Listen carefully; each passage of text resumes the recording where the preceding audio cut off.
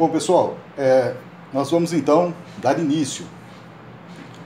Na medida dos acontecimentos, as pessoas vão chegando, eu vou adicionando, vai estar aquele barulhinho, mas faz parte. Bom, então vamos lá. A proposta, ela nasce de uma realidade mais material seria impossível, né? Diante de uma crise econômica do capital, diante de uma crise ambiental, de crises múltiplas, né? De uma pandemia, uma crise gigantesca em relação à situação pandêmica que vivemos, essa proposta, assim como muitas outras, se soma a muitas outras, tem como objetivo trabalhar a partir da realidade concreta. A gente vai discutir sobre isso hoje, né? Ou seja, o que é essa realidade concreta? É uma realidade de crise que nós vivenciamos. É preciso entender isso melhor.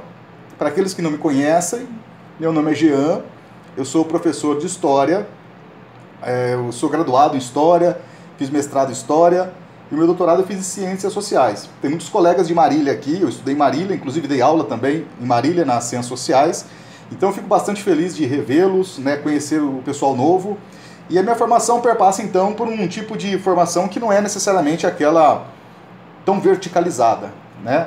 Bom, mas isso é um ponto paralelo, só para dizer a partir de que local eu falo mais ou menos, né?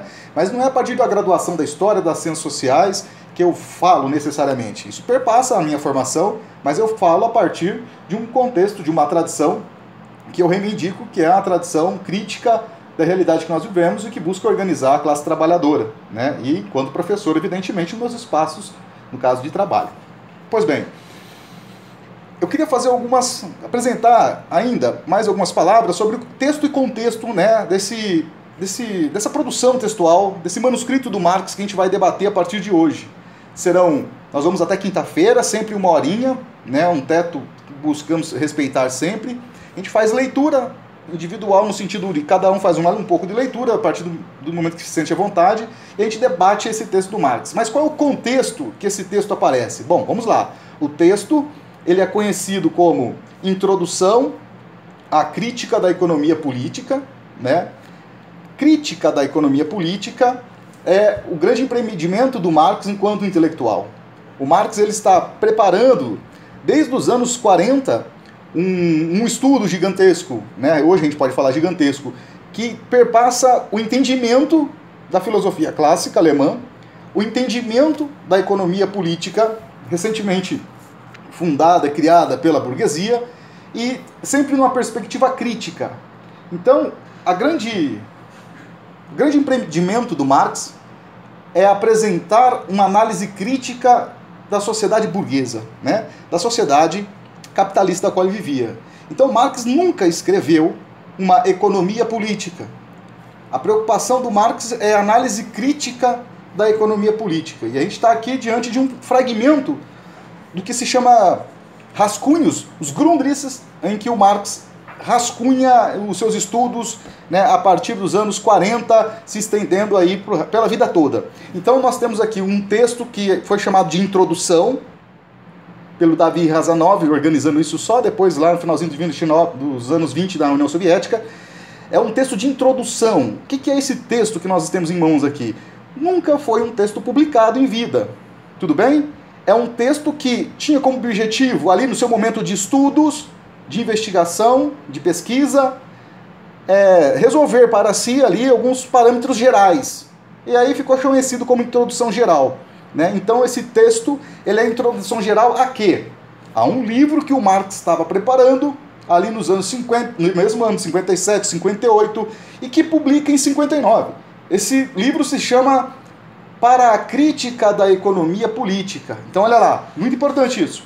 Não é a crítica da economia política que ele vai publicar a partir de Berlim, embora estivesse em Londres, em 59. Ele publica um conjunto de estudos para ajudar a fazer a crítica da economia política.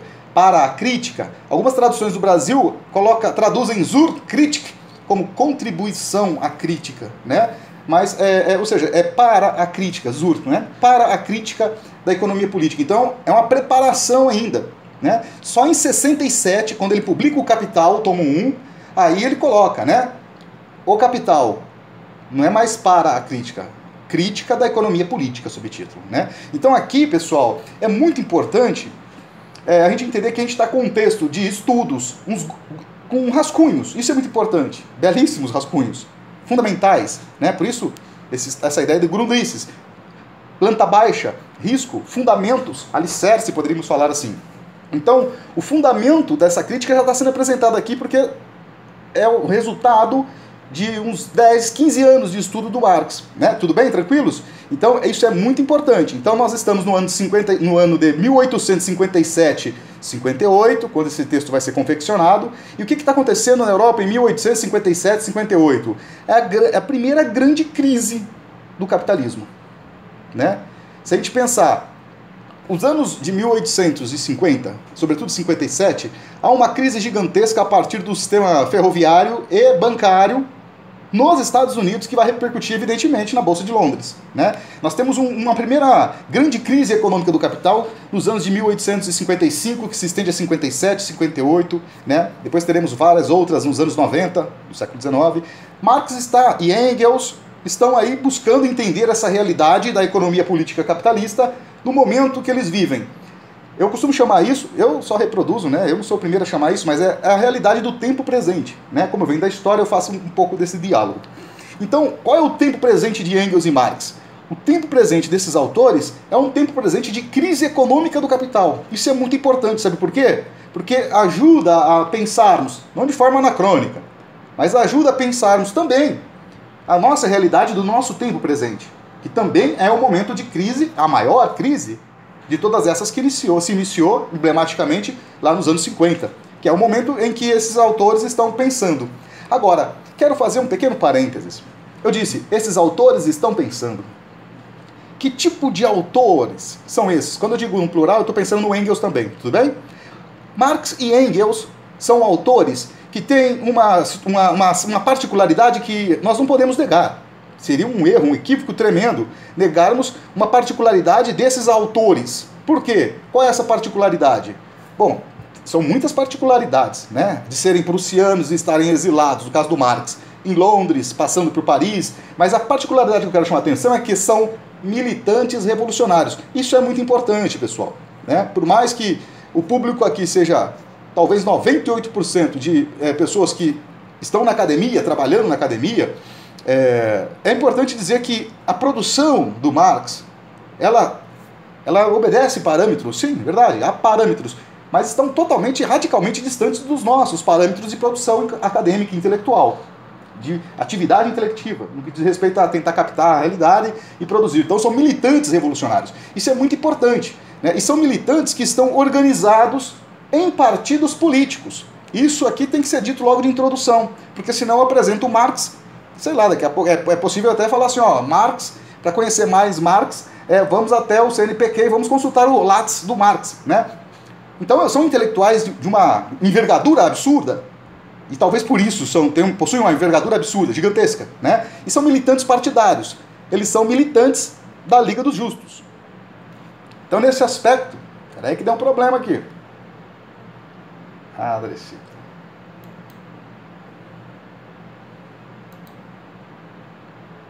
Voltou.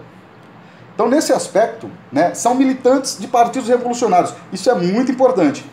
Não para falar assim, temos que ser militantes de partidos revolucionários. Bom, eu acho que tem que ser, mas a questão é outra aqui. O aspecto é outro. Porque a gente não consegue entender a perspectiva metodológica desses autores se não considerarmos isso. Se considerarmos que são intelectuais, como muitos de nós somos, isso é valioso, não é depreciação, acadêmicos, e na academia do século XXI, a gente não vai conseguir entender sequer o que ele está querendo chamar de método aqui. Né? Então é muito importante entender qual é o tecido, o chão social que esses autores estão pisando, ao propor, no caso do Marx, uma compreensão, né, sobre o que nós chamamos aqui, e eles também chamavam lá de método, no século XIX e século XXI. Então isso é muito importante, porque a gente vai ver que os princípios marxianos sobre o que seria um método são radicalmente ao avesso dos princípios mais basilares e divulgados que nós temos na academia dos dias de hoje. E aí, nesse ponto, me faço entendido, espero. Por isso é importante dizer, Marx e Engels estão produzindo a partir da militância revolucionária e não de um programa XYZ de pós-graduação ou graduação. Isso é muito importante. Não para depreciar, para entender essa particularidade que é extremamente central na composição de uma perspectiva que nós chamaríamos hoje aqui, Marx não, nós, de metodológica. Tudo bem? Então, dito isso, é preciso dizer ainda que, nessa perspectiva revolucionária, a preocupação é entender como funciona a sociedade. Primeiro, como é que opera o pensamento marxiano ao buscar entender a realidade? Sempre com um aspecto, que é o aspecto de superação. Eu preciso entender o que é o método da economia política para superar esse método da economia política. Então pressupõe uma interlocução. Eu preciso desenvolver uma interlocução com os meus antagonistas, com os meus oponentes, com o meu, o meu par antitético, como vocês queiram chamar, né? Apreender o movimento e a partir da apreensão do movimento do meu interlocutor, eu concordo ou eu proponho superação. Tranquilos? Isso é muito importante, pessoal, porque isso já nos distancia, pelo menos supostamente, deveria nos distanciar do marxismo vulgar. Né? Eu só leio os marxistas, eu só leio os que eu gosto, só leio Marx. Observa, quantos marxistas Marx leu? Olha, nenhum, né? Ah, tem o Engels, né? Tudo bem, mas eu nem gostava dessa expressão, né? O que eu quero chamar a atenção é que a gente precisa entender, propondo aqui o mesmo caminho do Marx, pelo menos na mesma perspectiva.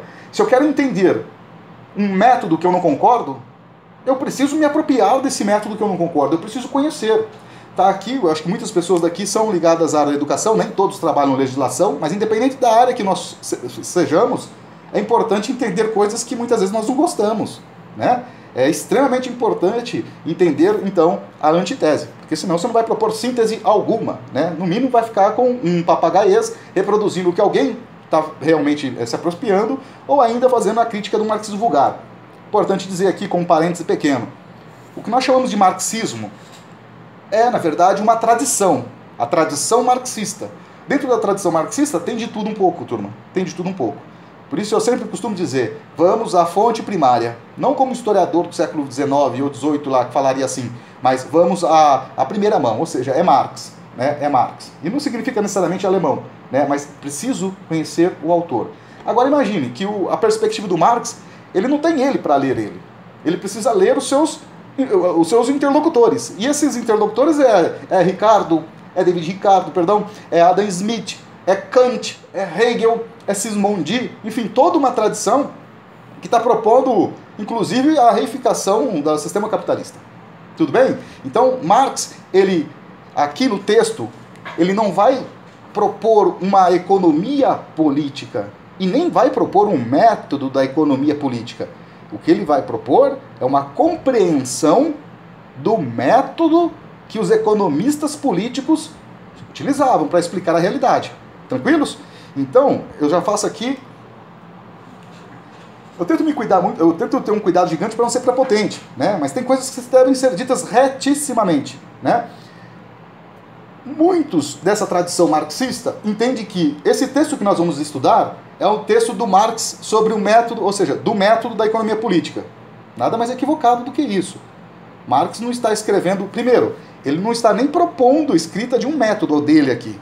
Ele está propondo, sim, aí a leitura imanente, não pode fugir, né? Há uma centralidade do objeto aqui. A preocupação do Marx, enquanto sujeito histórico, que analisa um determinado objeto. E o que nós vamos debater é um momento específico, um momento de uma amplitude maior, mas de um momento específico, que é como o método da economia política é apresentado.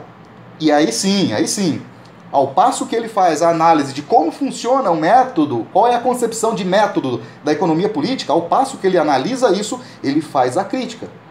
E ao fazer a crítica, sim, não tem nenhum problema isso, é factual. Ele acaba propondo um método exato, textual.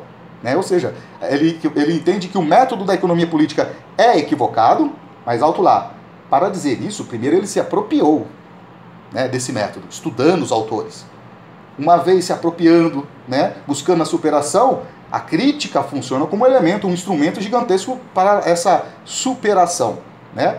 Esse superar, no sentido alemão, não é só no sentido de levantar-se ou coisa do tipo, mas no sentido de atravessar, né, de partir, de colocar uma síntese, né, avançar, incorporando. Negando, criticando, mas é uma negação que incorpora. Ao fazer isso, sim, aí nós estamos mega autorizados, ainda bem, né, a entender que há um método, sim, aqui exposto, né? Mas o objetivo do texto não é escrever o método Marx. Eu vou escrever agora aqui o meu método. Ele nunca teve essa preocupação. Tanto que quando ele fala de método, a gente vai ver que são alguns momentos da grande obra do Marx, que ela é grande mesmo, né? Não há uma preocupação em explicitar qual é o meu método. Aí é um trabalho que nós temos que ter. Tranquilos? E eu diria, se alguém perguntar, mas por que ele não tem essa preocupação? Pessoal, quando a gente sente, nota, ou alguém contribui na nossa formação dizendo, olha, há uma certa insuficiência sobre método, Jean. Você precisa estudar um pouco mais sobre isso. Não foi uma pessoa externa que viu isso? Pode acontecer também que no movimento, né, da tua formação humana, você identifique lacunas e, enfim, vá atrás, não é? O método para Marx, e eu estenderia para Engels, é algo muito bem resolvido. É algo muito bem resolvido, né? Por que não tenho pretensão de dar essa resposta, pessoal. Mas por que não tem um livro do Marx falando sobre o método? Weber tem, autores importantes. Durkheim tem, Durkheim certamente o mais clássico dos textos falando sobre o método, né? Mas por que Marx não tem? Porque Marx está muito bem resolvido a questão de método para o Marx. Talvez para talvez não, sem eufemismo. Não está resolvido até hoje para a tradição marxista que se levantou pós-Marx. Mas para Marx, o método está muito bem resolvido. Muito bem resolvido. E aonde é que eu encontro o método do Marx? Não é nesse texto que nós vamos estudar hoje. Aqui nós encontramos algumas palavras, sim, correto, mas não é um texto para falar o que é método, tanto que é uma seção, né? Uma pequena seção de um texto maior, que é a introdução geral. Eu preciso encontrar aonde? O caminho mais difícil. Eu dizia num curso agora, desses dias atrás, se eu quiser entender qual é a perspectiva teatrológica, vou chamar assim, me permitam, do Shakespeare, eu poderia perguntar, qual é o texto do Shakespeare que ele fala sobre a teoria do teatro? Então, não tem. O que eu tenho que fazer? Eu tenho que ler Shakespeare. Ou seja, mas eu tenho que ler todas as peças do Shakespeare. Se eu quero entender qual é a perspectiva de teatro do Shakespeare, eu tenho que fazer isso. Desculpa essa minha lógica formal, mas é uma aula rápida, uma exposição rápida, nem aula. Exposição rápida, eu estou tendo que ser formalista. O Marx não é diferente, né? A questão é que as obras desses autores, Shakespeare, Goethe, Marx, né? E eu diria Patativa do Assaré, gosto de falar de propósito, do Patativa do Assaré, são obras complexas, que não tem um livrinho só que a gente lê e aprende como uma Wikipédia ou coisa do tipo, né? Então, na lógica que nós vivemos de produção do conhecimento, que é uma lógica medíocre, extremamente reprodutivista, fica até parecendo bizarro quando eu digo assim, para conhecer Shakespeare, eu tenho que ler Shakespeare. Para conhecer Marx, eu tenho que conhecer Marx. O método do Marx está destilado em toda a sua obra, né? E ele não vai se preocupar, tentando responder a título de início, ele não vai se preocupar em escrever um livro substancial, detidamente, sobre o método, porque já tem ali, ó, não sei se dá para ver aqui, né? Mas chamar a lógica do Hegel, né?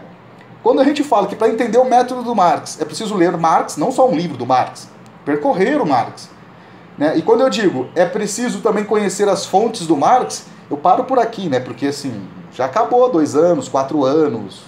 Qual o tempo que nós temos de um programa de pesquisa para fazer esse tipo de investigação? Nenhum, é claro. Por isso, agora eu fecho essa introdução e tentando me fazer bem claro. Por que é que eu comecei falando da particularidade do Marx e do Engels como militantes revolucionários? Esse tipo de perspectiva de investigação não é exequível da forma que eles colocaram em um programa de pós-graduação, né? Isso não quer dizer, e aí muitos desesperam, isso não quer dizer de forma alguma que nós não podemos percorrer esse caminho em um programa de pós-graduação, etc. e tal. Mas nós precisamos deixar esses pontos muito nítidos, né? Uma constelação vivíssima de que não produzem na academia. Portanto, essa produção do conhecimento tem características, determinações, né, singulares em relação às nossas determinações de produzir o conhecimento hoje. Beleza? É um pouco longo, essa fala é um pouco longa, mas eu acho que seria muito imprudente, né, da minha parte começarmos assim. Então vamos lá, os economistas políticos, né, então tem que fazer esse preâmbulozinho. O texto, agora uma leitura um pouquinho mais imanente, o texto de 59, esse texto aqui, né, vocês têm ele aí digitalizado, agradecer publicamente aqui a Simone, que foi a Simone que disponibilizou para nós, né, então dê agradecimentos aí para a Simone, muito importante, gratidão, muito gentil da sua parte, Simone. Esse texto é uma introdução, então olha lá, a proposta aqui é debatermos uma sessão uma seção de um texto maior. O texto da introdução, ele apresenta o processo de produção buscando entender a sua totalidade. Desde produção, circulação, troca simples, consumo. Tudo bem?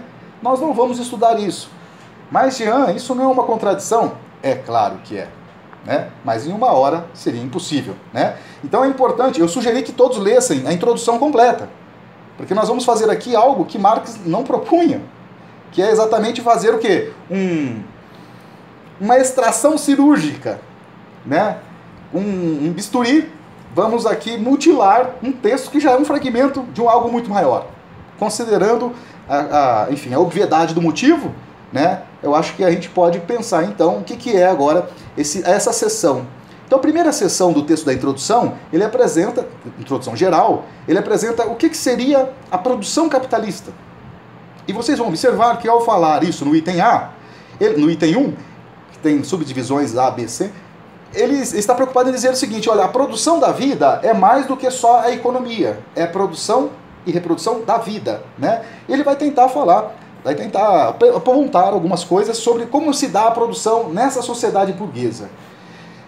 Ao chegar no item 3, ele vai se preocupar em falar sobre o que é o método da economia política. Mais uma vez, senhoras e senhores, não para nos ensinar o que é o método de pesquisa, ou porque ele se depara com uma necessidade de dizer, olha, aqueles que buscam e desenvolveram a economia política, existe um princípio de apreensão da realidade que está equivocado.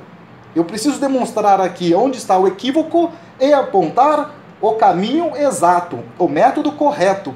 E é nesse aspecto apenas que aparece, sim, Marx escreveu, né? O método da economia política. Não o método dele, o método dos economistas políticos, beleza? Da economia política.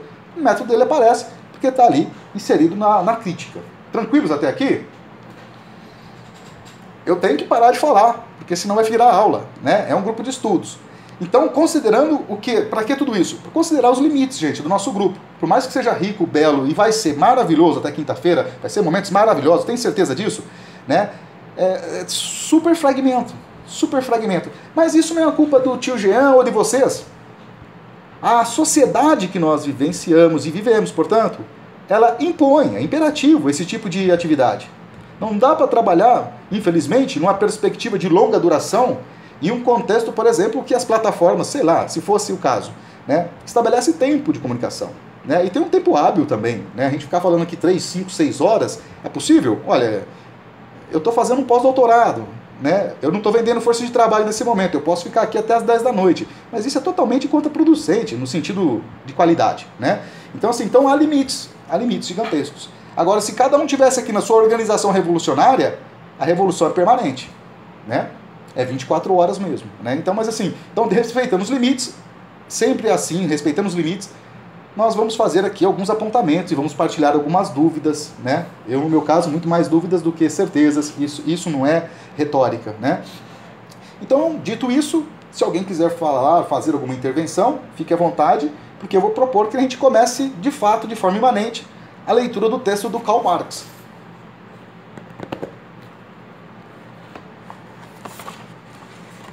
Muito bem. Eu imaginei que primeiro encontro, né? A gente não se conhece ainda muito bem. Algumas pessoas nós nos conhecemos já. Isso é normal. Não vai ter um momento assim, agora eu vou abrir para os debates, tá ok? É um grupo de estudo, pessoal. Como eu estou propondo, eu me dei a tarefa de fazer essa pequena introdução aqui, tá legal? O grupo é nosso, não é grupo meu não, é nosso, então vamos lá, ficando à vontade. Alguém vai precisar que eu compartilhe o texto? Todos têm aí consigo o texto em mãos? Sim. Ok. Simone, deu problema que eu não estou conseguindo gravar o vídeo, mas eu estou gravando o áudio. Aí dá para postar como podcast. Esse negócio de podcast, né, é legal, né? Eu sou meio antigão já, é bem diferente, é novo essas coisas também. Podcast. Nós postamos no podcast, que é importante, até para revisar e retomar, eu acho que é importante. Esse ano eu descobri um monte de coisa. São as contradições, né? É uma crise, precariedade. Eu gostaria que nós estivéssemos aqui presencialmente, trocando ideia. Mas diante dessas contradições, a gente vai aprender uma série de coisas. Preferi aprender de outro jeito. Né? Muito bem. Alguém gostaria de iniciar a leitura? Professor Jean, como é que nós vamos fazer? Eu tenho uma proposta, que a gente leia os parágrafos do Marx. Para quem já leu Marx, já observa que o Marx ele não passaria na FUVEST, na VUNESP nunca, né? São parágrafos colossais. Então a gente lê um período aqui, né? Se surgiu dúvida, coloca a dúvida, compartilha. Eu não tenho conhecimento suficiente para tirar dúvida de todos vocês, mas juntos nós podemos aprender de forma melhor, né? E partilhando. Eu acho que a proposta é essa. Alguém gostaria de iniciar a leitura? Não, eu sei, não precisam brigar. Aí, Gabriela, legal, manda ver, Gabi. Ok. Introdução. A crítica da economia política. Produção. Gabi, só um negócio, só uma questão. A gente vai começar lá da página 39. Ah, tá, perdão. Direto do método. Por isso que eu fiz essa introdução zona gigantesca. Tópico 3, seção 3. Certo. Dói meu coração. Quando estudamos um dado país do ponto de vista da economia política, começamos por sua população, sua divisão em classes, sua participação entre cidades e campo na orla marítima, os diferentes ramos da produção, a exportação e a importação, a produção e o consumo anuais, os preços das mercadorias, etc. Parece que o correto é começar pelo real e pelo concreto, que são a pressuposição prévia e efetiva. Assim, em economia, por exemplo, começar-se-ia pela população, que é a base e o sujeito do ato social de produção como um todo. No entanto, graças a uma observação mais atenta, tomamos conhecimento de que isso é falso. A população... Gabi, oi. Posso fazer um comentário? Eu gostaria de fazer um comentário. Quando alguém quiser fazer um comentário, daí levanta a mão, eu fico meio atento aqui olhando, tá? E se ninguém olhar você levantando a mão, você abre o microfone e fala, ó, quero dizer alguma coisa, tá bom? Eu queria fazer só um comentário aqui, pra gente não avançar tanto. Então, eu acho que tem elementos centrais aqui, tem categorias já apresentadas aqui logo no primeiro, nesse período frasal aqui, né? O que é esse concreto? Então, tem que ficar bem claro, a gente não pode continuar o texto quando a gente não entende. Às vezes o texto demora, né? Mas é assim mesmo o estudo, né? Não é self-service. Então a gente, olha lá, quando ele fala, quando olhamos de um ponto de vista da economia política, ele está se referindo aos intelectuais que estão organizando uma compreensão da realidade, né? Aqui ele está pensando no David Ricardo, está pensando no Adam Smith, né? E sobretudo no Adam Smith, né?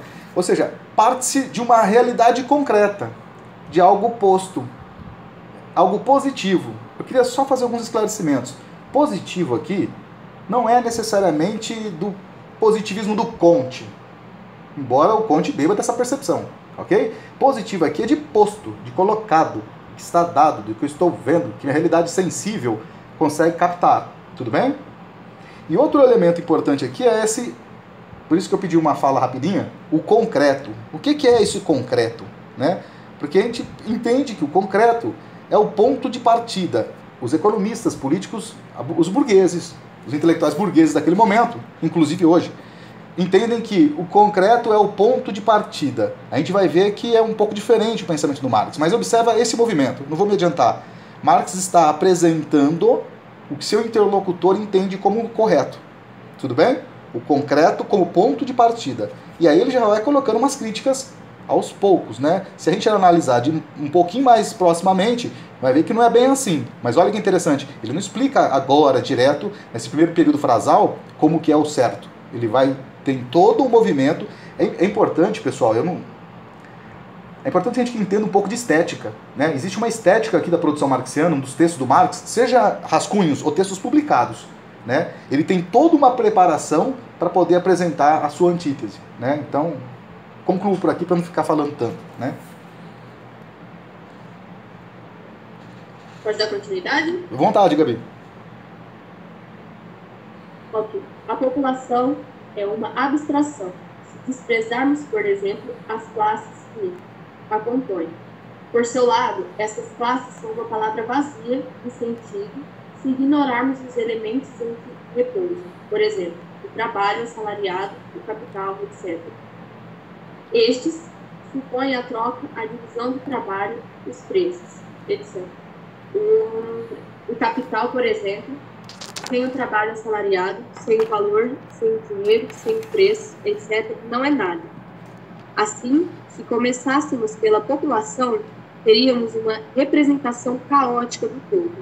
E através de uma determinação mais precisa, através de uma análise, chegaríamos a conceitos cada vez mais simples.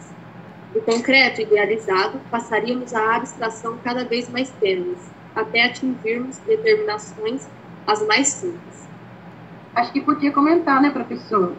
Sim. Sabe, eu gostaria que você introduzisse aí a análise da nossa realidade com essa pandemia. Ficou muito claro essa relação entre o assalariado e o patrão, né, o trabalho do assalariado e o capital.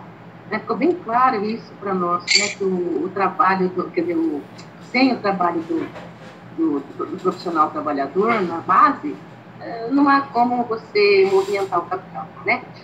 Obrigada. Ok. Mas, ó, fiquem à vontade também, viu? Tô vendo aqui a Luciana, fico feliz também de ver a Luciana aqui, grande companheira aí de luta. Ajudem a responder, pessoal. A tua colocação, Estela, é muito importante, né? E obrigado pela leitura até aqui, Gabi. Observem, duas questões eu vou colocar. A primeira questão, a gente tem que tomar muito cuidado quando a gente quer buscar, em Marx, por exemplo, respostas para os dias de hoje. Isso é um movimento que deve ser feito. Alto lá, por favor. Tem que ser feito. Mas a gente tem que fazer com bastante cuidado, porque se não tiver esse cuidado, né, a gente acaba cometendo o quê? Anacronismos. E aí complicou tudo. Podemos achar que estamos super certos, mas estamos só reproduzindo a nossa consciência de hoje lá no século XIX. Então acho que o primeiro ponto, o primeiro momento, é entender a imanência desse texto. O que esse texto quer dizer? Apreendendo isso, eu consigo, e aí essa é a função, né? Pelo menos aqui a proposta, né? É trazer respostas diretas para hoje, para agora, para entender essa crise de hoje também.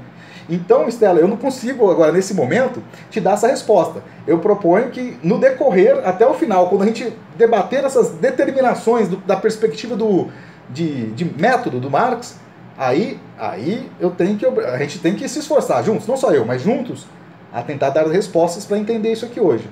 Esse é o grande desafio da esquerda revolucionária do século XIX até hoje, gente. É tentar pegar todas essas contribuições e sistematizar para entendermos a educação, entendermos a economia, entendermos as várias esferas da vida humana, né? Então, eu não vou conseguir fazer isso agora, Estela, mas já ficou um toque muito bom isso aí. Ou seja, para a gente não perder o chão de hoje. Porque acontece muitas vezes... Pode eu falar, compreendo, mas a gente tem uma certa urgência, né, assim, de entender o que está acontecendo hoje. A gente tem que buscar em alguém que tenha substância, né, e nos ajude a pensar, é isso. Sim. Não, sim, perfeito. Bom, mas enfim, esse aspecto, eu vou tentar, não vou defraudá-la, tá, Estela? Mas sempre a resposta a gente está em construção ainda, né? Porque a tua pergunta é importante, Estela, porque obriga a gente não reproduzir o que normalmente tem em grupos de estudos, que é o quê? Viramos experts em Karl Heinrich Marx, podemos ler aqui Zur Kritik der Ökonomie em alemão, né? Manjamos tudo, mas a gente não consegue dar resposta para o buraco que tem ali na frente de casa na rua. Aí não adiantou nada, né? Essa não é a proposta. Mas, pois bem, continuando. Aqui a Gabi fez a leitura desse período, que é muito importante, pessoal. É uma coisa que sempre complica para muitas pessoas. Como a gente vive numa lógica, no império, de uma lógica formal, quero dizer o que com isso? O que significa abstração? Normalmente, na lógica formal, eu vou a um dicionário, a uma enciclopédia, ou consulto um conjunto de doutores, e ele me definirá o que é, por exemplo, a abstração. A abstrair, seja como verbo ou substantivo, ou seja, o que é a abstração, abstrair. E aí, com essa definição dicionarial, eu passo a aplicar, observem que isso aqui tem tudo a ver com o nosso debate aqui. Eu passo, com essa determinação, a aplicar o significado de abstração a qualquer momento, então, que for correlato àquela definição de abstração. Vou dar algumas aqui, definições. E nenhuma delas estão erradas. Abstração. Diferente de pensamento concreto, na definição antitética. Outro significado, abstração. Coisa que eu não vejo, só penso. Desculpe a forma de falar assim. O pessoal que já é mais aprofundado, já é especialista no assunto, eu peço que vocês tenham um pouco de paciência, porque a gente precisa dialogar com todos. Eu tenho essa pretensão. Então, observem. Então, já tem vários significados aqui, 3, né? Agora eu posso pensar etimologicamente, né? Origem da palavra, abstrair-se, abstração no verbo no sentido de sair fora, sair de. Desculpe, sair fora não, cair fora. Sair de, colocar-se fora de. É por aqui que eu acho que ele ajuda bastante a entender o que o Marx está dizendo. É que aqui, nesse pedacinho pequeno, que a Gabi acabou de fazer a leitura, tem 2 significados da abstração, a palavra abstração. O primeiro significado é no sentido de abstração vazia. É pensamento que não tem lastro concreto no mundo real. Típico do idealismo alemão. Tudo bem para vocês? E em um outro momento é a abstração enquanto um instrumento, aspas, porque eu vou falar, não é Marx, um instrumento metodológico. Uma coisa é a abstração, são as abstrações vazias, que ele vai criticar aqui em vários momentos do texto, e muitas pessoas confundem, porque ao mesmo tempo que ele está criticando as abstrações vazias da economia política, ele está propondo que é através da abstração que a gente vai entender que o concreto não é nada de ponto de partida. Mas afinal de contas, o Marx é a favor ou ele está criticando a abstração? A gente tem que deixar claro. Tem 2 sentidos, minimamente 2 sentidos aqui nesse texto, a palavra abstração. O sentido de abstrair-se de sair-se da coisa para entender o que é a coisa, e abstração, no sentido de, que ele coloca aqui, abstrações vazias. Por exemplo, ele cita, e eu repito, a população. O que é a população? Se eu não consigo sair do que é a população, eu, Jean, sou membro da população. Se eu não consigo, exercício intelectivo, é claro, né? Abstrair-me, eu sair da população e eu enxergar o que é, quais são as determinações da população, aí eu tenho o quê? Uma abstração vazia. Ou seja, população. População é um conjunto de pessoas que moram em um território. No caso do Brasil, matei todos os povos indígenas, todos os povos que foram ter seus ancestrais no continente africano, na Ásia, em qualquer outra parte do mundo. Vamos para sacar? São abstrações vazias. Por exemplo, salário, outra abstração vazia. Eu estou repetindo aqui o que o Marx já falou, tá bom? Salário. Se eu pensar salário sem abstrair o que é de fato o salário, é uma abstração vazia. E nesse sentido, salário é o quê? Salário é a quantidade de valor que eu recebo durante um período. Agora, se eu considero classes sociais, população já vai deixando de ser uma coisa vazia. O salário deixa de ser uma coisa vazia. Tem patrão, tem empregado, tem vendedor de força de trabalho, donos dos meios de produção. Então, quando eu começo a entender essas múltiplas determinações do que são as coisas, eu começo, portanto, através da abstração que eu faço isso, eu começo a entender essa coisa toda. Então, vou parar por aqui, senão eu me pronoo muito, mas tem 2 significados aqui. Abstração no sentido crítico, olha, é muito abstrato. E abstração enquanto abstrair-se de, que é algo, para o Marx, mega necessário para poder entender o que são as coisas, as pessoas, os fenômenos e etc. Tranquilos? Então tem 2 sentidos aqui. Se eu não me fiz entendido, vocês têm que perguntar, tá, pessoal? Porque ele vai partir do pressuposto que já está explicado, porque ele não está fazendo essa explicação que eu estou, ou qualquer um aqui pode fazer. Em tese, qualquer um poderia fazer. Porque para ele está certo isso aqui. A gente que não entendeu e está estudando até hoje isso aqui. Ele está muito certo. Isso aqui é o conceito de abstração que aparece em Kant e Hegel, na lógica hegeliana sobretudo. Agora, a gente está fazendo um movimento aqui de esforço coletivo. Tudo bem? Então ele não vai parar nem um pouquinho para explicar o que é abstração, o que é categoria. Ele vai dando algumas determinações, que é diferente de definição. Algumas determinações. E a gente tem que captar aqui. Tranquilos? Alguém quer continuar? Não precisa brigar, gente. Pode continuar. Isso. Se não tiver ninguém... onde que... Johanna, sim, aqui, vamos lá, deixa eu só localizar. Chegados a esse ponto, após o simples aqui, amiga. Localizou, Johanna?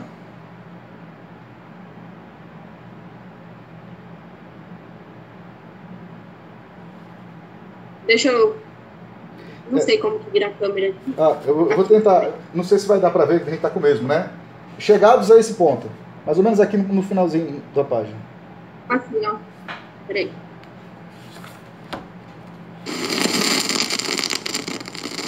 Ó. Eu não sei se dá pra ver. Ok? Acho que localizou o teu áudio que está saindo, tá? Vontade. Então, vamos lá.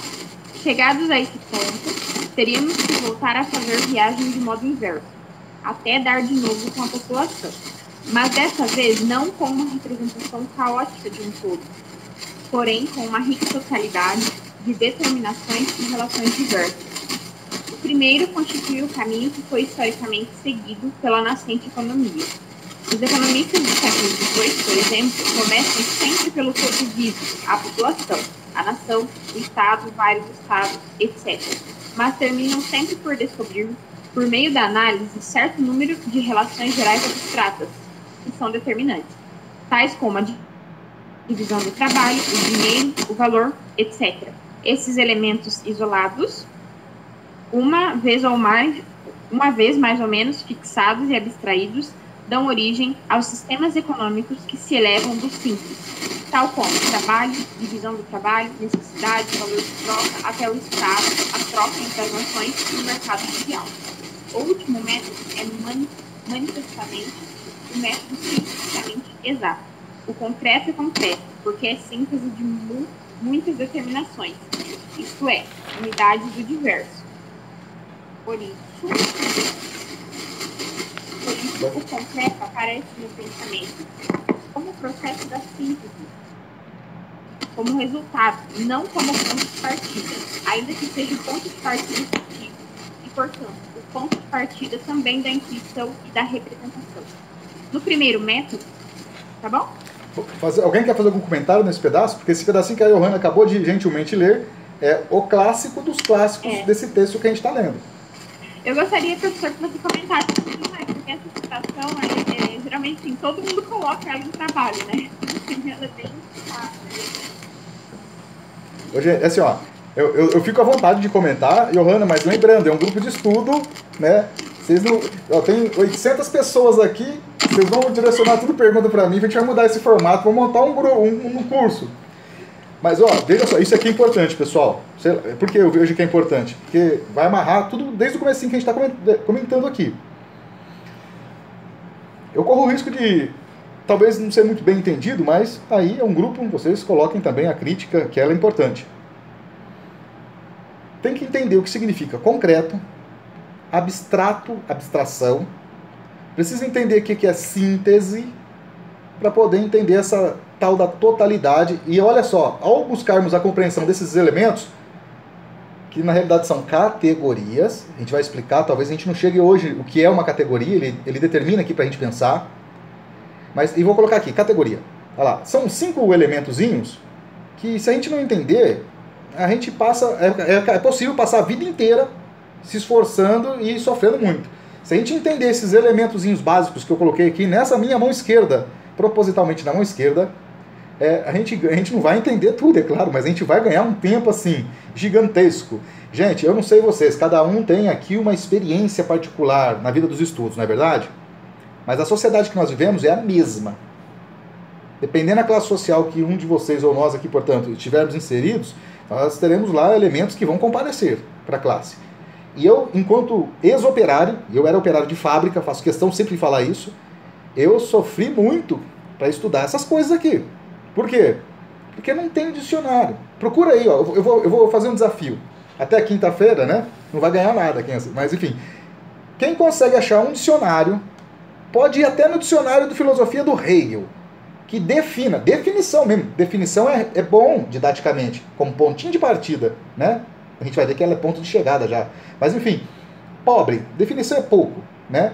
Definição até a Wikipédia tem. A questão é que seja uma definição do que é uma categoria filosófica. Eu sou professor há 21 anos, eu venho procurando isso desde o 3º ano de graduação.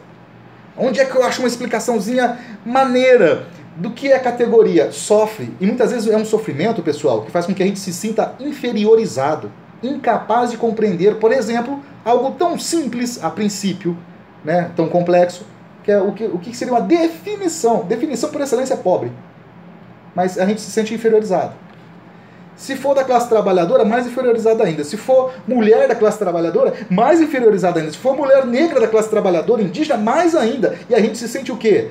Extremamente incapaz de participar da história. Isso é o que mais deseja a burguesia, né? Então acho que é importante o exercício de trabalharmos em conjunto para que a gente não crie simples atalhos.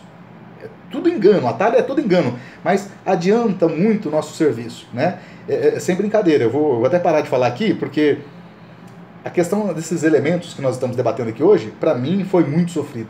Muito sofrida. Foram anos de universidade, né, para poder acreditar que era possível compreender um negócio desse. Um texto desse era algo extremamente...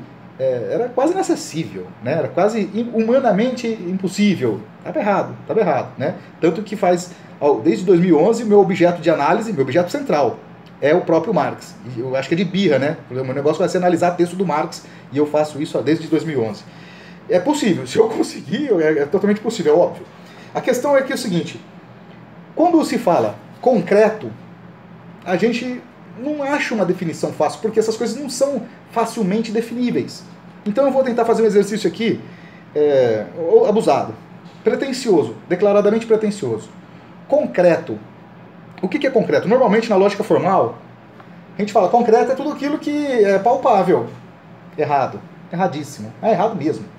Mas concreto é o concreto da construção civil. Quem me conhece já sabe que eu vou falar esse exemplo, mas é o melhor exemplo que eu tenho. Né? Não, concreto da construção civil não é concreto porque ele é duro. Não é isso. A palavra concreto, etimologicamente, ela vem no sentido de... a palavra concreta é a junção de várias coisas. Na construção civil, pessoal, eu sou militante trotskista, então eu dou curso para operário de fábrica. Eu não posso ficar aqui falando do jeito que eu falo com vocês. Quando eu dou operário de fábrica, construção civil, eu tenho que dar... Cadê a Estela?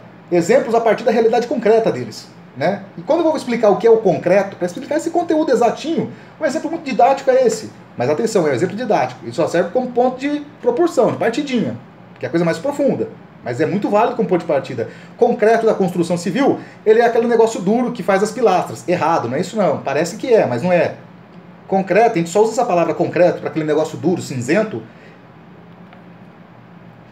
para poder se referendar, trazer uma linguagem, a uma mistura, a uma síntese de terra, areia, cimento, pedra, água. E é claro, trabalho humano, né? Alguém aqui já fez uma construção civil? Alguém sabe o que eu estou falando, por favor? Né? Já fez uma amassada de concreto, uma traçada, a gente fala assim, na construção civil.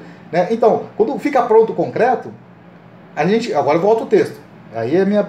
Desculpe, quem achar que é muito vulgar, desliga a câmera, sai do curso agora. Né? Mas assim, por favor, não é isso que o Marx está falando. Eu estou tentando ser didático para todo mundo entender. Quando a gente olha para aquela amassada de concreto, fala, agora eu vou aqui preencher uma coluna, hein? Traz o concreto lá. O concreto, ele não nasce pronto. Ele não vem no saco. O que vem no saco lá é o cimento.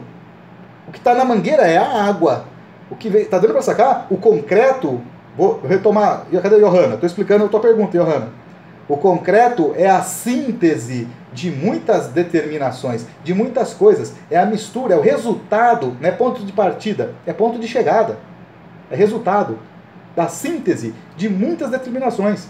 O concreto da construção civil, ele é a mistura, é a síntese de coisas diferentes. Água não é cimento, cimento não é pedra, pedra não é areia, enxada não é trabalhador, mas juntos aquilo dá vida a um concreto. Tá dando para sacar? Por mais que no dia a dia, no senso comum, a gente usa a palavra concreto, é que ela está vulgarizada, mas o concreto, né, na construção civil não fala concreto, simplesmente porque o peão de obra fala, eu escolhi essa palavra da língua portuguesa, gosto dela, eu vou chamar isso aqui que nós fazemos de concreto. Não, queridos. Aquilo ali, essa palavra vem da língua latina a partir de uma tradição filosófica gigantesca, que é exatamente essa que o Marx está colocando aqui. E chega, aí Estela, e que chega no nosso cotidiano a dia, na construção civil. Só que com o conhecimento fragmentado, estranhado, a gente não vai dar essa explicação. Né? A proposta do método do Marx é entender e dar essa explicação. Né? Então, o concreto, por favor, se alguém sair desse grupo de estudo falando assim pelo mundo aí, hein, ó, o professor Jean associou A crítica da economia política é um saco de cimento. Olha, eu bloqueei aqui de contato. Não é isso. Estou me fazendo entendido? Mas essa comparação é super didática e faz entender exatamente o conceito. Exato. Não a definição, o conceito. Exato. E é aí que a gente tem que chegar, no conceito. São definições que são importantes, mas se essas definições não nos levam ao conceito, aí ficamos com o papagaio repetindo essas definições. Como, por exemplo, faz concreto lá. Daí você vai lá e faz concreto. Né? Agora, você faz concreto lá, você fala, tá. Mas aí o que acontece? Agora volta no texto finalzinho que a Johanna também gentilmente leu. O concreto é a síntese, portanto, é resultado. Não é ponto de partida, por mais que pareça. É ponto de chegada. É a coisa pronta. Tudo bem? Já é o resultado. Mas por que essa explicação que eu estou dando aqui entende o concreto como síntese, ponto de chegada e não como ponto de partida? Por quê? Porque quando eu falo concreto, eu falei cimento, água que se mistura, trabalhador que faz essa mistura. O que eu estou fazendo aqui? De forma muito simplória, claro. Eu estou buscando identificar as determinações que deram vida ao concreto. Alguns segundos atrás, alguns minutos, eu falei a palavra concreto pela primeira vez. Concreto de construção. Tem uma coisa na cabeça. Quando a gente começa a buscar as determinações que dão vida ao concreto, agora eu estou falando de novo, concreto. Mas eu espero que ninguém pense de forma abstrata, vazia, concreto. Aquele negócio lá que vai na parede duro. Agora, se a gente entende as determinações que compuseram, que deram vida ao concreto que vai na parede, a gente continua falando concreto. Só que é o concreto pensado. Ou seja, eu me abstrair de todo um processo, entendi estou dando um exemplo simples, é claro, tem coisa mais complexa. E consigo ver as múltiplas determinações que dão vida no concreto. Concreto na parede continua chamando concreto. E eu não vou colocar outro nome nele. Por exemplo, vou chamar de, sei lá, livro. Não, eu continuo chamando de concreto, só que eu não olho para aquela massa dura, já endurecida, e penso simplesmente concreto, de forma vazia. Quando eu me abstraio e entendo as múltiplas determinações da realidade, eu entendo agora o concreto como concreto, frase final que a Johanna acabou de ler, concreto pensado. Claro que isso é uma determinação simples. Lembra? Cadê a Mônica? Mônica, no nosso grupo de estudo presencial, aqui na UEM, que a gente usou o prédio da UEM, lembra? Você fez uma pergunta nesse sentido. As determinações simples e as mais complexas, né? Ou seja, aqui é uma determinação simples, é possível até didatizá-la, etc e tal. Agora, tem determinações mais complexas que eu não daria conta nunca aqui de... Por exemplo, como funciona, quais são as múltiplas determinações da economia política. Marx passou 40 anos da vida estudando para poder entender e retornar ao concreto pensado. Eu vou parar de falar que agora eu acho que eu demorei, né? É que eu acho que a gente tem que debater, gente. Esse grupo, assim, a gente lê aqui em 15 minutos, acabou o texto. A gente tem que dar opinião, debater, isso é muito importante. Sempre buscando deixar o pé firmão no texto e, sim, fazer esse exercício que a Estela cobrou. Mônica quer falar? Alguém estava dizendo que o tempo acabou, professor. Um comentário. Tá. Mônica, Luciana ergueu a mão. Mônica, depois Luciana. Tá.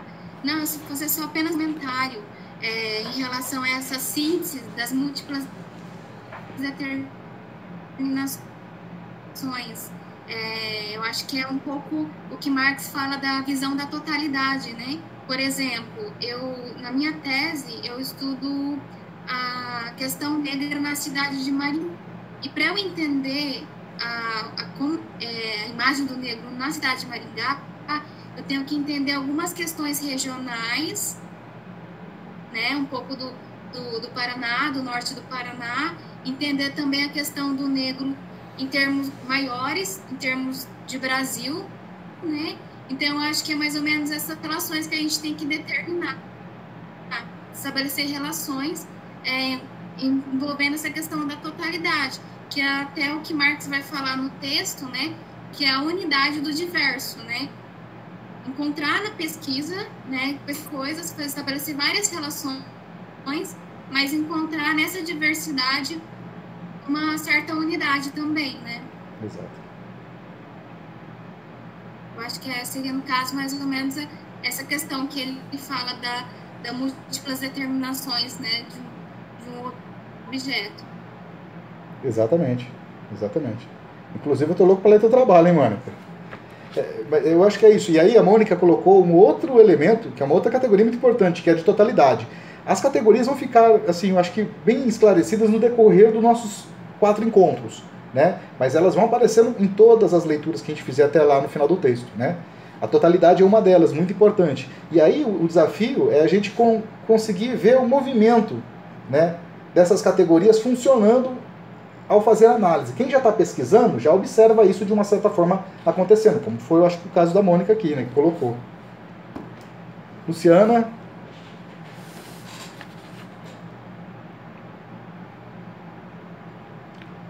Olá, boa tarde a todos, tudo bem? Tudo bom? Infelizmente já passou um tempo e eu tenho outras coisas agendadas, né? Passou muito rápido, né? Eu acho que o exemplo foi um exemplo interessante, e não é um exemplo que parece simples no primeiro momento, mas que pode se tornar complexo, né? Pelo exercício do próprio pensamento. E é pensar, por exemplo, o que você falou, o cimento veio no saco, tá? Mas como é que foi que o cimento chegou nesse saco, né? Então não é então assim, eu acho que esse processo de ver o que está por trás também, né? Dessas aparências também é uma questão importante. A mesma coisa pedra, né? Mesma coisa, aí a gente vai pensar, ora, sempre foi utilizado o concreto nas construções, como é que era anteriormente? Então, assim, a gente vai complexificando também essas relações. E a partir desse processo a gente consegue entender melhor o que seria a utilização do concreto hoje. Eu gostei da intervenção da Mônica, né? Que a Mônica fala que a gente precisa compreender sair do local, né, para a totalidade e fazer esse movimento. Eu acho que o que eu percebi desse trecho que a gente está discutindo aqui é que, olha, o problema dos economistas é que eles formam essas categorias abstratas e pronto, resolveu o problema, né? E aí eu crio definições e conceitos abstratos, mas, na verdade, quando eu vou... o segundo movimento seria de voltar a observar essa realidade e ver como é que essas coisas estão imbricadas na totalidade social. Então, eu acho que um movimento, a gente uma questão complexa. Como que a gente faz, né? Desafio. Como que a gente faz para sair desse processo cartesiano, que nós somos treinados de pensar as coisas isoladamente, por categoria, né? Quando a gente vai fazer o projeto de pesquisa, eu estou cobrando isso dos meus alunos, né? Definir, delimitar o objeto, né? E como é que a gente vai fazer um movimento para poder depois entender isso que nós estamos pesquisando a partir dessa totalidade. Então, geralmente, a maioria de nós não consegue fazer o segundo movimento. A gente fica no primeiro, né? A gente consegue descrever as categorias e tal, inclusive nos trabalhos acadêmicos, porque, como você bem lembrou, Jana, é um tempo muito pequeno. A construção do conhecimento, ela leva tempo, né? As grandes obras que a gente estuda levaram muito tempo para ser construída. E aí a gente tem, hoje em dia, uma série de muita produção, mas a gente tem produções que dizem muito pouco, inclusive para a gente entender a nossa realidade. Aí, Estela, eu acho que a sua colocação é uma colocação interessante, porque assim a gente consegue verificar, né, hoje ainda a influência, né, do Marx, né, não é à toa que todo mundo quer matar o Marx de novo, né? Porque a gente consegue ver ainda esse movimento, né, de capital e trabalho e essas contradições. Nós vivemos sobre essas contradições todo o tempo. E eu acho que a gente pode depois, sim, no final, né, fazer um desafio de tentar... Acho que isso é um exercício sempre, né?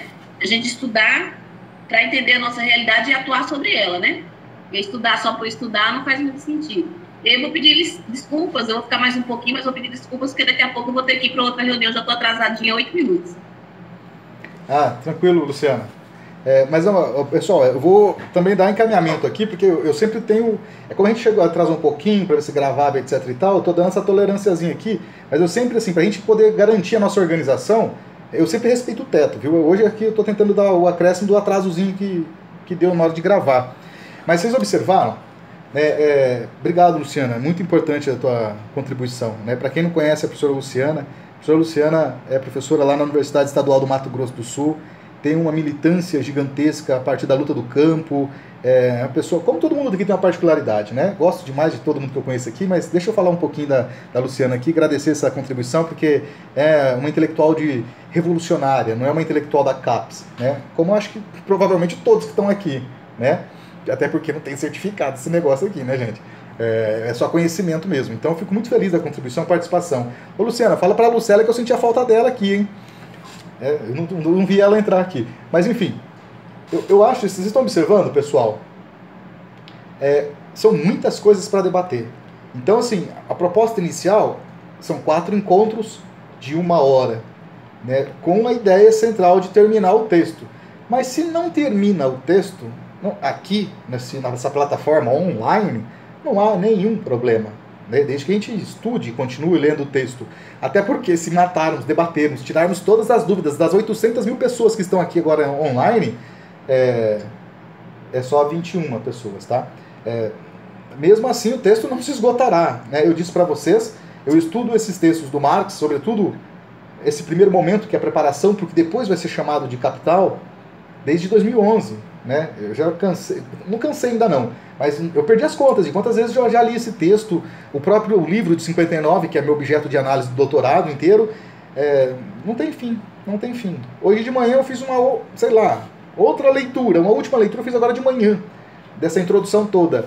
Apareceu mais coisas que passavam reto, e eu leio isso aqui no objeto de análise, né? Esse livro de 59 foi o que eu pesquisei no doutorado. Então, assim, eu desde a introdução, prefácio, e o capítulo 1 e o 2 falando sobre dinheiro e mercadoria, é a primeira versão do Capital, né?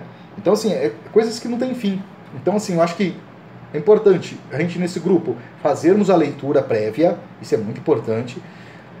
Por mais que estejamos discutindo só uma seção, a do método da economia política, onde ele faz os apontamentos críticos ao método dos economistas políticos, a gente precisa ler a introdução toda, né? É muito importante, que ajuda a entender melhor por que ele está falando de método logo ali, naquele momentozinho, que é o final da proposta textual na realidade. E ele para de escrever. Ele para de escrever o texto em 57, 58 e fala, não, parei por quê? É equivocado colocar o carro na frente dos bois. É preciso desenvolver mais a pesquisa, depois eu volto e faço a introdução, né? É muito interessante porque esse princípio bons orientadores seguem até hoje com os orientandos. O orientando vai lá, já vamos fazer uma introdução aqui, não deixa a introdução por último, e não é um formalismo meramente. É porque depois que você desenvolveu toda uma proposta de análise, você tem melhores condições, tem mais elementos para apresentar uma introdução. No máximo, uma introdução mega provisória. Ela é até importante, eu acho. Mega provisória. Tanto que Marx abandonou, ele começou a escrever, vocês observaram no texto, né? O texto não tem finalização. Ele começa, agora eu vou falar sobre isso aqui, parei. Por que parei? No ato da produção, ele viu que não era muito seguro adiantar resultados de uma pesquisa que ainda estava em andamento. Esse princípio a gente pode seguir ao pé da risca até hoje, não mudou nada, né? Coerência chama isso. Bom, já viram que o tempo acabou, né? Eu vou ter que falar tchau para vocês, mas a questão é o seguinte... eu tenho um canal no YouTube, eu não sou youtuber, por favor, eu perco a amizade que me chamar de youtuber também, né? Mas eu tenho um canal do YouTube em que eu sempre gravei as aulas. Dificilmente eu gravo videozinho pro YouTube. Eu gravo aula presencial e disponibilizo elas no canal que eu tenho no YouTube. Então são videozinhos que tem 4, 5 horas, para quem quer estudar mesmo, né? Então, assim, sugiro que vocês entrem lá no canal, se inscrevam para poder acompanhar, se achar que vale a pena. Se não, também, aí não me interessa também. O fato é assim, dá uma passada lá, porque tem muitas aulas lá. Por exemplo, eu vou tentar subir lá os áudios desse encontro nosso. E aí, Simone, infelizmente eu não consegui aqui, a extensãozinha deu pipoco, né? Gravou tudo maravilhoso até meia hora antes. Agora aqui deu um chabu aqui, não pegou. Mas eu estou gravando aqui o áudio e aí funciona como podcast, que para quem quer estudar tem a mesma função, não vai aparecer as nossas caras maravilhosas só. Então, o texto de introdução que a gente está lendo é um fragmento, que é parte do método, é um texto abandonado. Tranquilos?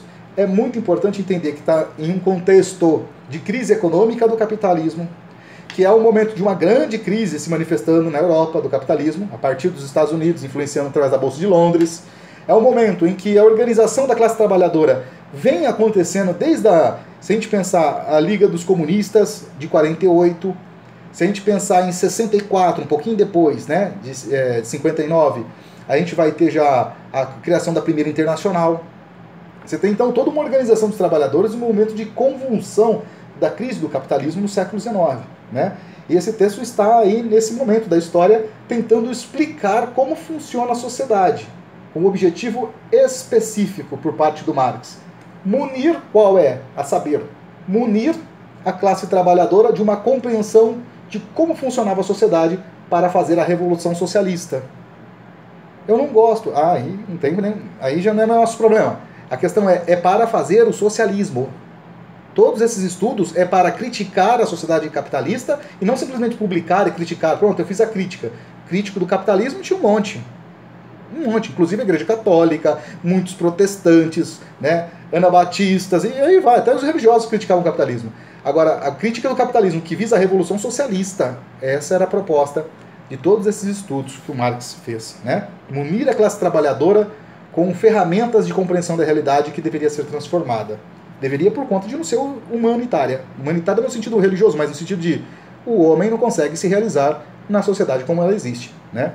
E aí, como é que não consegue, faz parte dessa explicação de todos esses estudos. Então, nosso objetivo aqui é apresentar um pouco mais sobre isso. A pergunta da Johanna, de uma certa forma, depois, né, vindo a colocação da Mônica e da Luciana, nos coloca essas preocupações, mas eu diria principalmente a pergunta que a Johanna fez, né, no sentido de sintetizar, ou seja, o que é essa síntese de múltiplas determinações? E como a Luciana falou, se a gente analisa cada vez mais, quando ela diz, se a gente analisar que a pedra não está ali, o cimento não vem no saco pronto, isso significa dizer o quê? Numa linguagem marxiana, significa aumentar a capacidade de abstração. Significa abstrair mais. Quando conseguimos abstrair cada vez mais, a gente vai descobrindo, em tese, supostamente, descobriria-se novas determinações daquele fenômeno. Beleza? E quanto mais... Eu vou terminar fazendo o seguinte, uma citação rápida do prefácio, segunda edição do Capital, de 1867. O Marx diz o seguinte, o biólogo tem um microscópio, tem os reagentes químicos. Nas ciências humanas, por minha conta, ciências humanas, nas ciências humanas, nas ciências históricas, a gente não usa, por exemplo, para analisar a relação capital-trabalho, o microscópio ou o reagente químico. A princípio, não. Qual que é o nosso grande instrumento? A função que teria um microscópio, diz o Marx, nas ciências da natureza, nas ciências humanas, o que cumpre a função do microscópio é o método da abstração.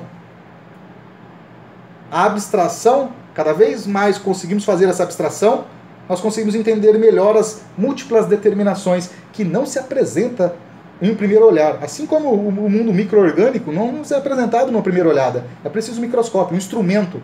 A abstração é um instrumento importante para poder entender as determinações de uma certa coisa ou de um certo fenômeno social, político, econômico, cultural, humano. Beleza, pessoal? Então, a gente se encontra amanhã de novo. Foi muito legal, agradecer a presença de vocês. A maioria chegou até antes das 2, isso é muito bom, agiliza, né? Não tem 800 pessoas, mas tem aqui mais ou menos umas 30 pessoas, né, inscritas que querem participar e provavelmente estarão aqui amanhã. Então isso agiliza bastante, né? Eu sempre vou fazer esse movimento. O convite é esse mesmo aí, eu não vou abrir uma nova sala, então é esse link aí, ó, meet.google.com.co tracinho, hífen, vobg, tracinho, RJK. É esse mesmo aí. Eu vou mandar no e-mail de novo amanhã cedo, para caso se perderem, etc. Mas é o mesmo. E eu vou sempre abrir essa sala na parte da manhã, como eu fiz hoje, né? E já deixo aberto, daí você pode entrar lá e deixar minimizado, para não ter problema, já tá conectado. Beleza? Falou Obrigado, muito. deixei um recadinho para você, já. Ah, tá. Eu sou meio devagar, eu tenho que lembrar que tem esse chat aqui, ó. Beleza. Ixi, Gabriela, agora que eu vi que o áudio, você pediu para desligar o áudio, tá com um pouco de lag aqui. Tá bom. Simone, síntese. A Simone fez uma pergunta. Síntese é a concreção? O concreto é a manifestação fenomênica de todas essas sínteses, né? E aí sim, a resposta é sim. E vamos pegar o texto do Marx. O concreto é a síntese diversas, a síntese de múltiplas determinações. Concreto ele define, né? Concreto é a síntese, beleza? É que essa síntese não nos é mostrada, precisa de um microscópio. E nas ciências humanas, o microscópio nosso é esse método da abstração para poder entender como essa coisa passou a acontecer. Deixa eu ver se tem mais perguntas aqui.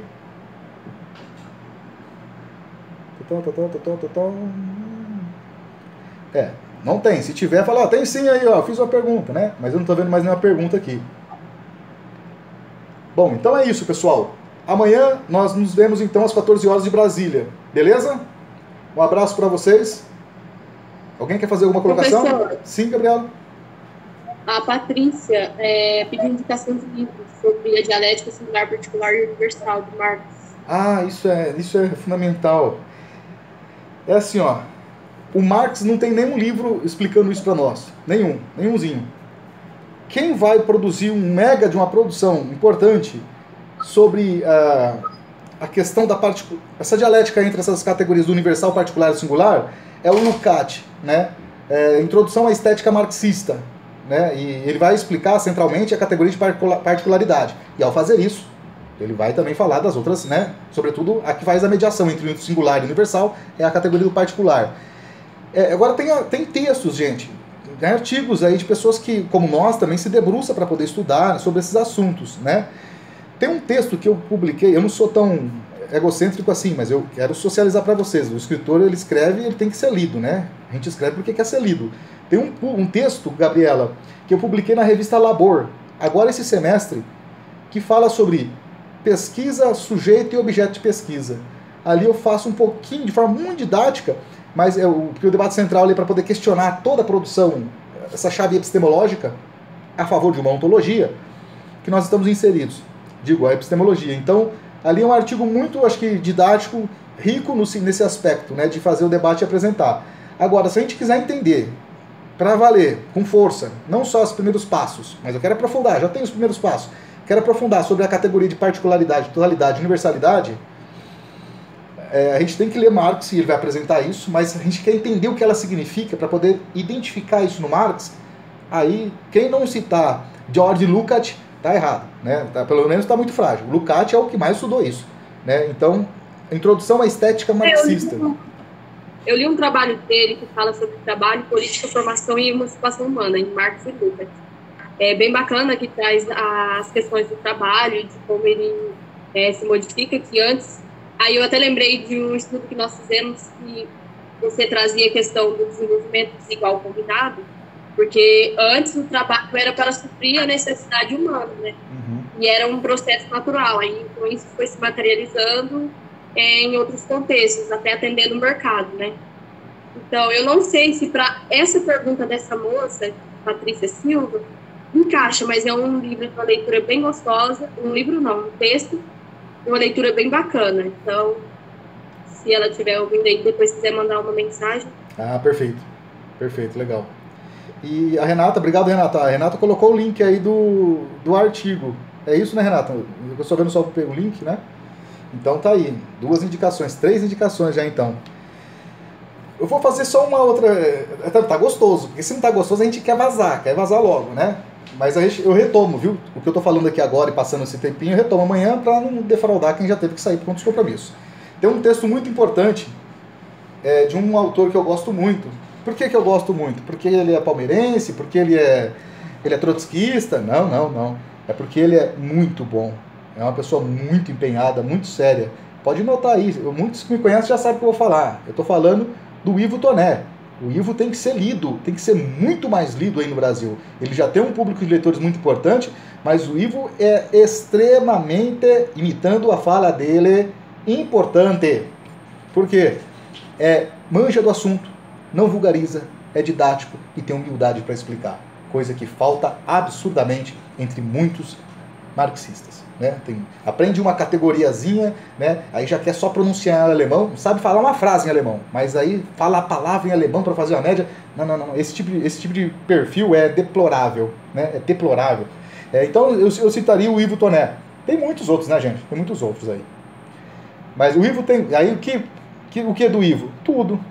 O Ivo é tudo, né? Mas tem um livro dele sobre o método científico, né? Que é muito importante. Mas eu sugeriria tudo do Ivo Toné, absolutamente tudo, né? Mas é isso, pessoal, beleza? Aí, ó, Renata tá só com metralhadora munida ali, ó, esse daí mesmo, ó. E tem tudo em PDF. O Ivo também tem esse perfil. Publicou impresso, coloca em PDF para geral. Quem não pode comprar, pega o digital e não vai ficar sem um texto para estudar. É por isso que eu tenho meu respeito, né? Nem todos fazem isso. Escrevi um livro, daí quer vender o livro. Aquela moagem, groselha lá, que eu não tenho tempo para isso. Eu já sou um senhor, né? Nunca, nem quando era mais jovem tinha tempo para essas coisas, nunca me apeteceu. Agora em diante, menos ainda. Mas é isso, pessoal. Beleza, então? Patrícia, quer fazer uma pergunta? Abriu o áudio aí, eu tô atento em tudo aqui, gente. Não, é só que eu fiz a pergunta do singular, particular, universal, porque na psicologia nós vemos muito, só que em Beth Oliveira, em Djamarcia Martins, só que as bases, por mais que elas sejam citadas, às vezes, não sei, mas eu sinto falta de voltar em Marx, voltar em Lukács, e eu vi que essa última frase do texto do Marx é a dialética. Exatamente.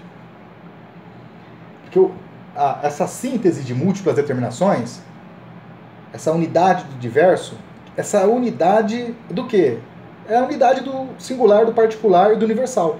Muitas vezes, Patrícia, se escreve textos e bons textos. Eu conheço até textos da psicologia que são muito bons, mas extrai aquilo como meras definições, né? E aí, assim, é bom, é didático, né? Mas não tem profundidade, né? Mas tudo bem, sem querer chicotear o pessoal que faz isso. É que nem esse artigo aí mesmo que a Renata acabou de publicar, que eu escrevi. São só algumas palavras. E isso ajuda muita gente. Agora, por isso que eu citei lá o Lukács. Vamos aprofundar? Então vamos no Lukács. Porque ali, assim, ali são generosas 400, 600 páginas, se não estou enganado, desse debate. Do singular, particular e universal. Né? E aí é claro que é mais... Mas é rico, né? Isso. Beleza então, pessoal? Ótimo. Então, um beijo. Sim, Stella. Até quarta. Até quarta. Até quarta. Até amanhã. Eu até quarta. É que eu tenho um compromisso, eu escrevi para você, viu? Ah, tá, verdade. Tá bom, era você. Tá bom, amanhã é terça, eu tô aqui perdido já também. Sim. Tá. Pra gente até quarta, mas pra todos nós aqui até amanhã, então, terça-feira. Beleza, pessoal? Um beijo, um queijo pra vocês, abraço, tchau, tchau. Obrigado. Tchau. Tchau, tchau. Fora Bolsonaro e Mourão, hein? Fora Bolsonaro. Um abraço. Tchau, tchau.